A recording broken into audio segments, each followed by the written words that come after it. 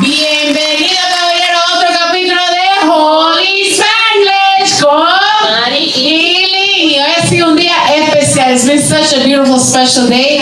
We're here at Papa's Restaurant with an audience and a very, very special guest. Right, Marie? Yes, we do. We do. Woo, let's give it a clap. Yeah. We have today a special guest that you do not want to miss her testimony. Her name is Aasha Marie. Welcome. And welcome to Holy Happy to Spanglish. have you here. Audience, we need to get cafecito to the audience. You don't want to hear it. I'm full. Thank you for having me. How are you feeling today? I feel great. Yeah? I feel great. I had a good Sunday, having a good day. I'm glad You had good food. Oh yeah, the food Yeah, was delicious. Bless my soul. Shout out to the cook. Food was anointed. I really enjoyed it. That's good. That's good. So you guys already know we are here, Papa's Restaurant. She says the food is good. We already said it before, so don't listen to us. Listen to her, because she said it's good. So you gotta come to Hialeah and try the food of Papa. Yes. So, this special guest, in 10 minutes conversation I had with her, she ministered to me so much. She had so much to say. I called Marty back and I'm like, I don't even know where to start with her. So, with that said, first and anything, you're from Chicago, right? Born and raised. Born and raised. Illinois. She made it. Yep. Born and raised in Chicago, yeah. How long you been here, Miami? It's going on 3 years. 3 years. Ooh. Very short. I guess 3 is a special number today. 3 years. And how does it feel? That must be a It gift. feels great. It was initially an adjustment because I've never lived anywhere else outside of Chicago, so this was my first move ever. So it was a big deal. But I'm adjusting. Miami, you described it as another place. It definitely is another place. Especially the weather. How do you like the weather? I mean, I love the weather. The first summer I experienced, the humidity was like killing me. And everybody was like, you'll get used to it. I'm still getting used to it. Still getting The humidity, yeah. But I love it. You get used to it. I love the diversity of the cultures. I love the food, the people, the music scene is great too. I love all those different aspects of South Florida. It's good. So talking about the music, I'm assuming because you're a musician and you guys have to look her up on Instagram. That's how I found her. And you have a different talent because I saw you rapping, but I also saw you singing. Yeah. How did that start? So I started in the church and church choir. My mom was a choir director. My father was a pastor. So you were raised in church? Yeah. My whole immediate family, we all sing. So my family, when we get together, we sing. That's just what we do. So I probably started singing in church choir around 4 years old. And then just ever since then, singing, writing songs. When I got to college, I had a gospel group. It was called Aasha and Agape, like from Agape Love in the Bible. So I would write or pen original songs. We would go around the city, Chicago, and the suburbs of Illinois and sing original songs and just... But you were like evangelistic since you were we were just kind of just doing it. I was just really trying to get my music out there as a songwriter and producer, so that's how it started. But then I started rapping in high school. And then I thought I got saved when I was like 19, but I didn't. Really got saved at 24, and then I found out about this. You guys are familiar with spoken word poetry? Yeah. So poetry, always. so around like the mid, maybe late 2000, like 2010s, there was this big movement in California called P4CM, called Passion for Christ Movement. And they were huge, like they would draw thousands upon thousands of young people to come hear spoken word poetry, but it was like for the Lord. So when I heard that encouraged me to start doing Christian rap. And so before I knew it, I was a new believer, like 24. I'd already rapped before, but this time I was like redeemed, and I was starting to get like rhymes at like 2 a.m. in the morning, and I would write and just keep writing. And then from there, that kind of started my foray into Christian hip hop. And then it seems like as I started doing it, God started to send people along the way to help me on that journey. My brother was already a producer. I already kind of had musical inclination, so it just kind of grew from there. I was still trying to find my place in like my sound, but I released my first project in 2014. That was like a 5-song EP, and then I vacillated between hip hop and gospel. I have gospel albums out too, and then I just released a double album, 27 tracks called Emmett Till Road, and had a successful release. a double album, 27 songs. Wow. Yeah, and I just had the album release back in September in Fort Lauderdale. So I'm extremely blessed to be able to do this, and I love it. I love music. I love every part of the process. So. And you and your family are in ministry. Tell me, your husband is also in the ministry. Yep, my husband is a pastor. He's one of the pastors at our church. Shout out to Metropolitan Baptist Church. Yeah. My husband's one of the pastors, and he's also a full-time chaplain. He's a native of Miami-Dade, so. He's 305. Yes, all day. That's how you end up in Miami? Yes. Because of him. Oh. And in fact, he told me when we started dating, he said, "Don't date me if you don't want to move to Miami." Ooh. And I thought he was joking, but then when the time came, I was like, "Oh, okay, so we're moving." Serious, right? Yeah. So that's how that happened. Okay, so we happy to have you in Miami, so that's why you're here. It's having another door open. I want to ask, what is the challenge you have had? Because you grew up as a pastor kid and grew up, wanted to be in the music ministry. Because when we interview singer, rapper, and that dedicate their life to God through the music, we always speak about how good it is, but we never say the challenges that go through with that. So can you tell us a little bit about? Oh man, with music, sometimes I've had some. So I'll start with kind of like, I've had a lot of positive experience, but some of the challenges being a female in a male-dominated industry, and then, because I like to tell people, I've had instances in my life where people wanted to manage me, and I would always tell them, well, first you have to know, like, I'm a female, so you have to take that into consideration. I'm a Christian, I'm a mother, I'm a wife. All those things have to be taken into consideration when managing me, because there are certain environments I'm going to need certain protections and certain considerations based on all of those things, right? I'm not going to be dressing like most of the rappers you see today. So if you're asking me, hey, you're really talented, do you want to open for this artist and that artist? My brand has to be considered. My message is different. So I think navigating those different spaces to stand above reproach. I love connecting with people no matter the gender or background or whatever. So it's like, I don't want to approach a guy like, hey, I love your music, and they thinking I'm trying to talk to them or trying to be on something slick. It's like, I'm genuinely just trying to get to know you on the music too. So sometimes just learning how to navigate with wisdom and stuff like that.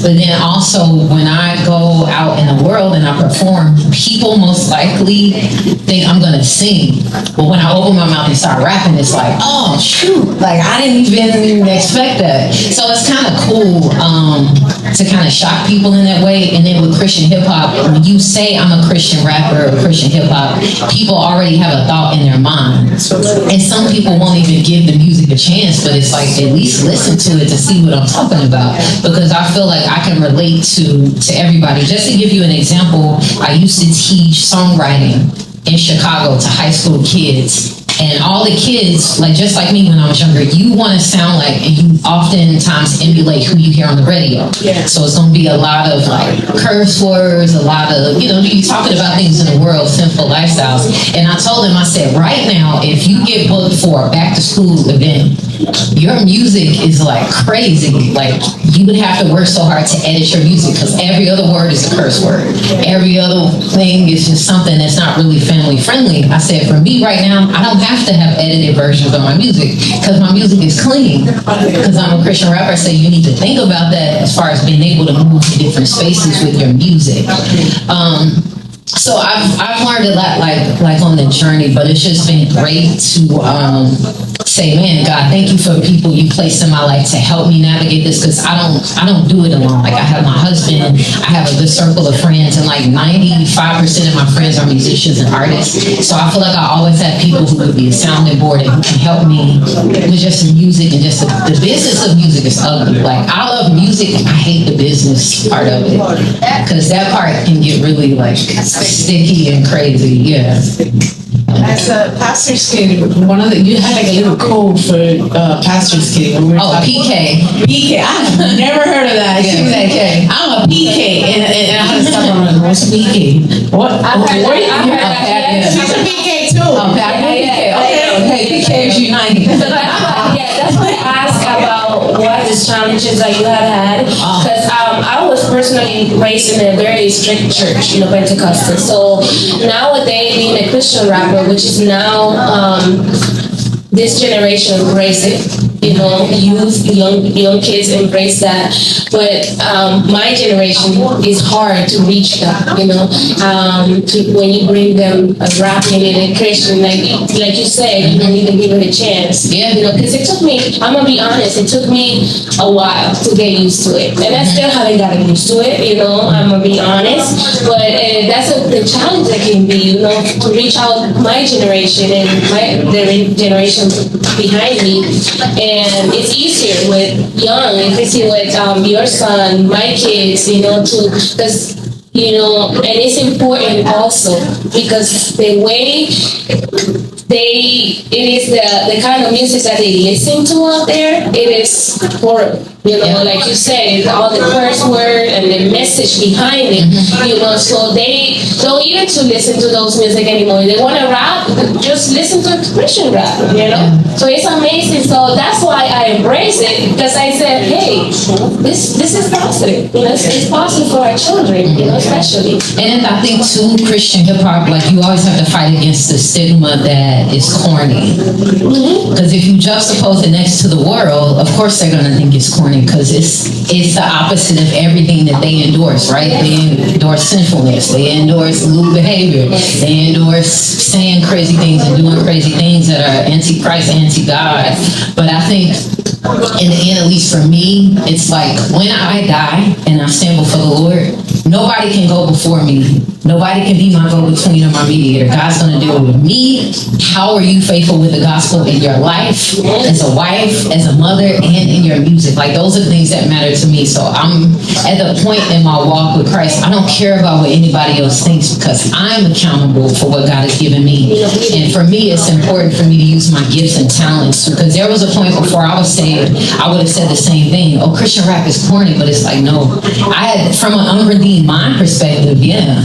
I would have used the word corny. I would have used that's from the devil. Yeah, that's what they would say. And then on the opposite end, in some religious circles, they deem it the way, but it's because hip hop has always had the reputation of being vulgar and kind of like rebel music, like the music of rebellion, but God can use it. So I've been grateful for every platform that I've been given to perform and exposing young people to it, to say, don't see this as an alternative. See it as, if you profess to be saved or a Christian, this is music from the church to the church, but it's also to the world, because we want them to be saved. So I think it's important to have it. And I love what they said about when Jesus says, if you're going to be ashamed of me, I'm going to be ashamed of you in the presence of my Father and holy angel. And I would say, if you're scared, do it with the fear. There's a lot of audiences I've been terrified to get up in front of. And I used to perform, I used to do a lot of so far sound shows in Miami when I first got here. And I would stand up in front of the crowd, I would be so nervous, like, oh my gosh, do they hate me?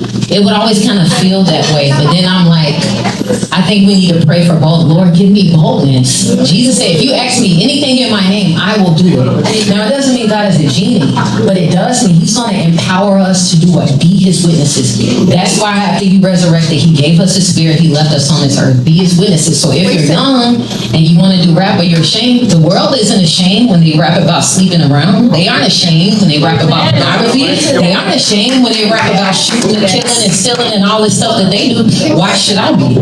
And that's why God left us here, to be his witnesses. So a lot of times you have to push past yourself and whatever reservations or trepidation you have, and say, God, I'm going to do it even with the fear. Even before social media days, I used to see, this was back when Facebook was new, and they had this quote, and they said to do it even if your voice shakes.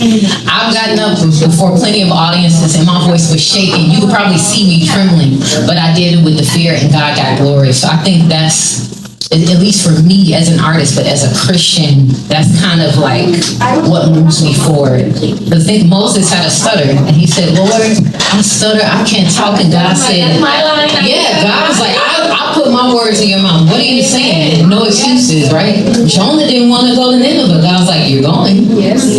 You know?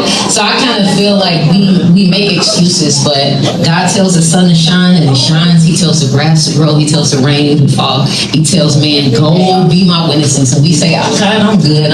I'm chilling. I got other stuff to do. And it's just like God soften our hearts so we can obey. Yeah, and I feel like one thing that attracts me for you, you also do it organically.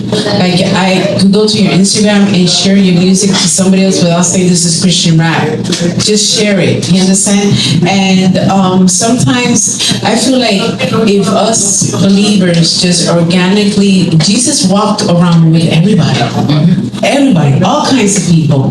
You know, sometimes what attracts me from you is that you're organically showing the light of Christ. You're not going around saying I'm Christian. At least what I saw in your social media, you know, I could send your music to anybody, and maybe in the first 2 minutes they're not aware of that it's Christian, but then I feel it could minister to them. You know, and that's a huge impact. I tell my kids all the time, you don't have to say that that's a Christian song. All you say, just send it out. You know, just randomly send it out. A lot now that we're in Holy Spanglish, a lot of singers do send me like little clips for us to share and stuff like that. And I feel like I don't need to label it like this is Christian. Let the Holy Spirit speak. Let God speak through the lyrics. And your music is very poetic. Poetic. I feel like we have a huge advantage now as how to share things in social media.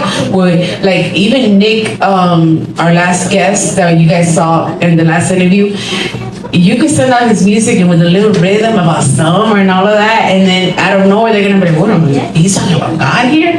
You know what I mean? Because some songs even look like it's a love song towards God. You know what I mean? And that's very organically, and I think we have a huge advantage as believers to do that. You know, another thing. So you were when you came down here to Miami from Chicago, you were telling me there was a big difference. Was it a big difference church-wise, like how people serve God over there in Chicago towards here in Miami?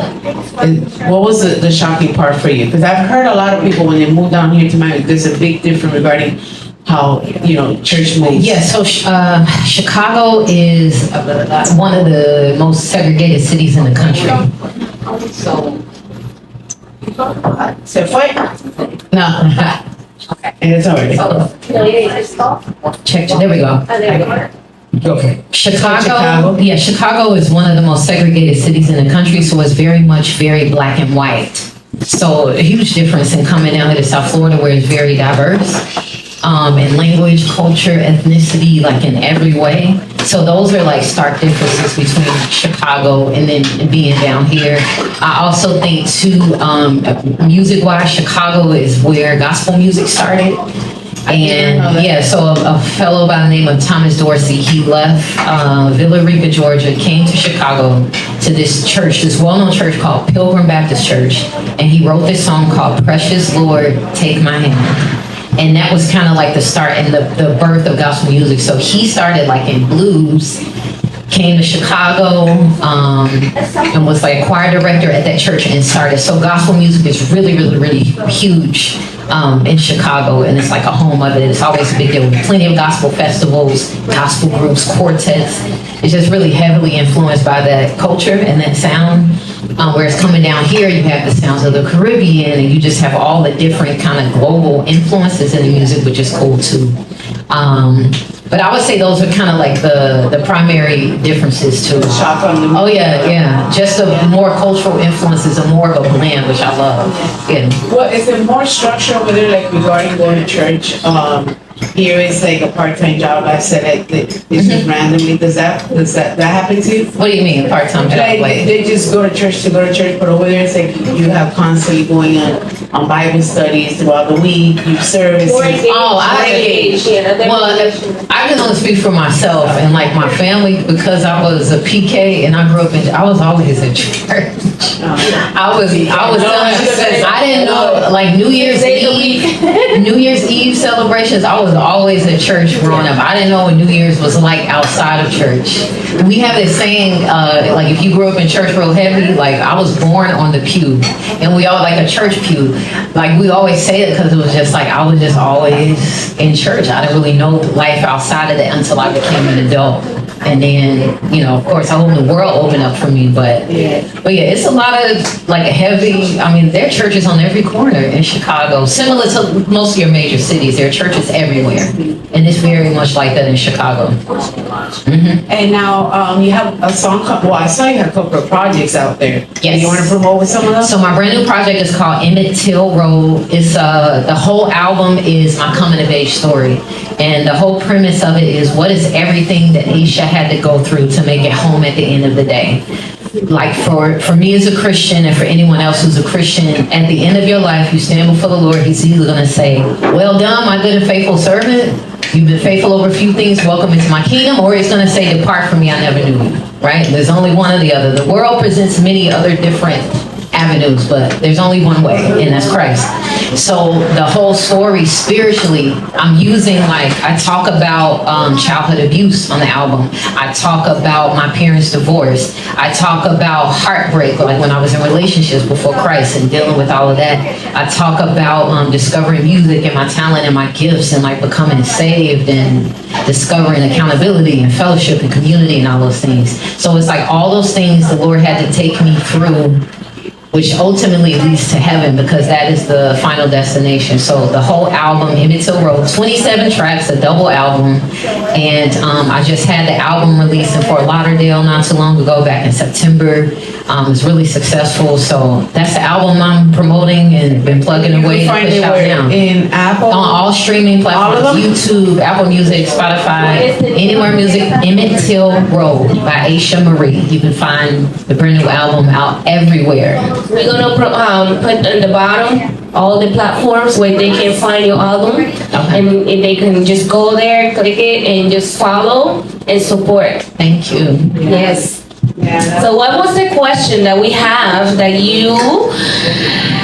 This is her favorite question. She loved that. So it's the question that we have for every guest that. I don't know if it's any other promotion that you have, or that No, that's it. Okay, so the question that we have for every guest, that if I think you already answered that throughout the podcast, no? Espérate. Hay que poner un poquito de sazón goya a esto. Okay. All right, that's we're gonna put a little bit of season to Okay. this. We did not ask her. You've been here for 3 years, so I will be insulted if you have never heard how Cubans say hello to each other. Oh, okay. Oye, ¿qué bola hacer? No, ¿Qué bola hacer? I only know. No, I don't know. You don't know it? No. You need some Cubans in your church, baby. They'll give you some colada and you'll never come back. I only know Puerto Rican culture back home in Chicago. I live in Milwaukee. Yeah. Yeah. And then the Dominicans say what? Dime que lo que. It's easy, easier than Cuban. Yeah. Dime que lo que. Dime Dime que lo que. que lo que. It's easy. Okay. Yeah. ¿Y qué bola hacer? ¿Qué bola hacer? Hace. Fíjate en sueño. Que bola hace. Oh, yeah, we got it. Thank you so much for coming. But we want to ask you. We asked all our guests, and some guests have answered funny. My pastor answered 2 ways. Before I tell you my pastor's answer, anyways. I would like to ask you, if you do have the opportunity, when you get to heaven, we're not sure we're going to have it, but if we get to heaven and you have God right in front of you, what will you ask him? Yeah, this is kind of sensitive topic, but I lost 3 pregnancies, 3 babies, and back to back to back. So I have a 4-year-old son whom I love. Shout out to Justin II. We call him Deuce, or Deucey. Yeah, why? It was just a hard circumstance and a hard situation. But yeah, I lost 3 babies back to back to back. And it was hard, the hardest circumstance my husband and I have ever been through in our marriage and in our lives. And I wanted to ask God why. Sorry, I'm not trying to make people sad, but No, but that's your that's just the question. one thing, like, yeah. Now, can I ask you, how did you went through, like, how your faith maintained when something so harsh like that happened to you? Like, you could say a storm or a trial tribulation. How did your faith stay strong through that? Yeah, I don't know. I felt so weak like during that time. My husband, my son, of course, because he's the first child, only child. My son and my community. I had a lot of people really praying for me and checking in on me who were faithful to do that. And that helped me see I wasn't alone and I wasn't going through it alone. I did meet with a Christian therapist for a while too. That helped. And just the love of my church community at that time and my family. Really, the prayers of the righteous availeth much. Now that is true because I had a lot of people surrounding me and just praying for me. So that was just a beautiful part of just going through the healing process. I wasn't doing it alone. Because I think sometimes when you initially go through something, okay, people are there, and then after a while, it's just kind of just you, like at home, and you have to be left alone and navigate it. But God sent a lot of people in my life to just love on me and pour into me during that time. So Iron sharpen irons, and it's very important. Most of our podcast is constantly with saying how our little village is so important. Praying for each other is so important. Yes, there is time that she said it herself, she's going through this storm, something that must have been really harsh. I never have gone through it, but my sister has gone through it, so I know how hard it could be. But then God also puts that time that is between you and Him. And obviously you maintain your faith. You know, I mean, that was a twist there. It was just a question, but it was interesting to know how you went through it, you know. Thank you from Holy Spanglish for coming. Now you're part of our community. Thank you. Thank you so much. Thank you for allowing God to use you in such a beautiful, mighty way. I encourage you guys to look her up. She has a lot of different vibes, let me tell you. She's definitely from Chicago. She's like a rapper, then I have her in a nice dress singing, and I was like, this girl has a little bit of a lot of talent there, you know? So I encourage you guys to look her up. Try to go January 17th to Nate's event, okay? Okay. We're gonna try. You see, Nate, I'm promoting you, okay? January 17th, and here at Papa's Restaurant at West of Hialeah. She already said that it tastes good. She didn't drink coffee. She's not a coffee drinker, but I'm gonna, bring her to our club, okay? But you gotta come here at Papa's Restaurant at West of Hialeah. Thank you so much for coming and enjoying this afternoon with us here at Holy Spanglish. See you next time. Yay!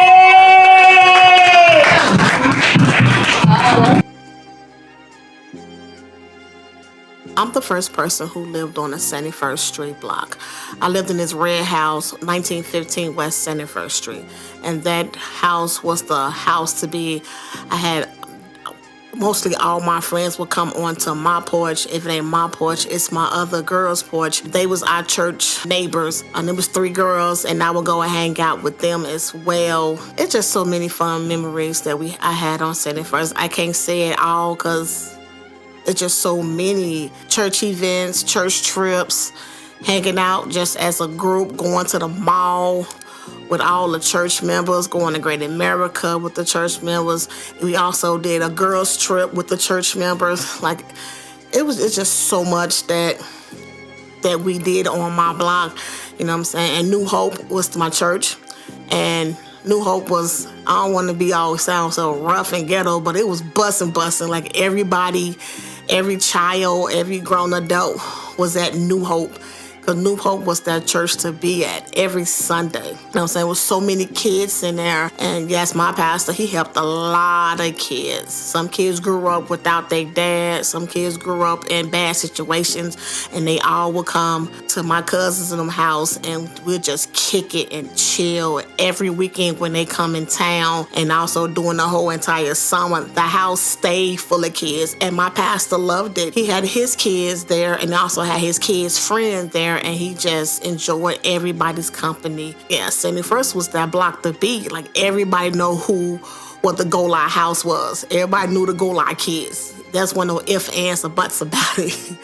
everybody knew everybody. And that's what I liked about 71st. Like, we was one big happy family. Yes, we had our disagreements, we had our arguments. What family don't? You know what I'm saying? But once we get done having our disagreements and arguments, we'll be right back next week. You about to play some ball? You just gonna play some cards? Let's go do something.